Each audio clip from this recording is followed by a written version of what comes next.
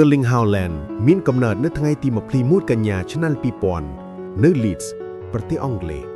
ជាកូនប្រុសរបស់កីឡាករ Alfie Haaland ក៏ได้ជីកាតមកជាមួយឈាមកីឡាបាល់ទាត់ในអាយុត្រឹមតែ 5-6 ឆ្នាំ Haaland បានចាប់ផ្ដើមបង្ហាញសមត្ថភាពលើសមិទ្ធភាពគាត់មានល្បឿនលឿននិងកម្លាំងខ្លាំងជាងក្មេងធម្មតាក្រុមជម្រើសជាតិណូវេបានកត់ត្រាថាគាត់ធ្លាប់សុទ្ធ12ប្រកួត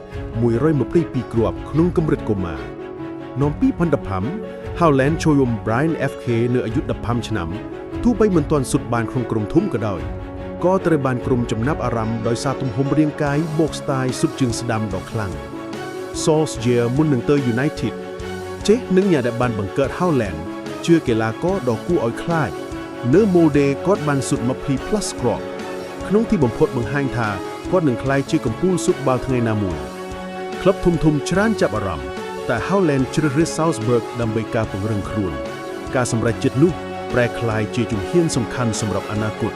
ពីកុមារភាពសាមញ្ញក្នុង Brian ទៅកីឡាករវ័យក្មេងផ្កាយចេញភ្លឺនេះគ្រាន់តែការចាប់ផ្ដើមក្នុង EPP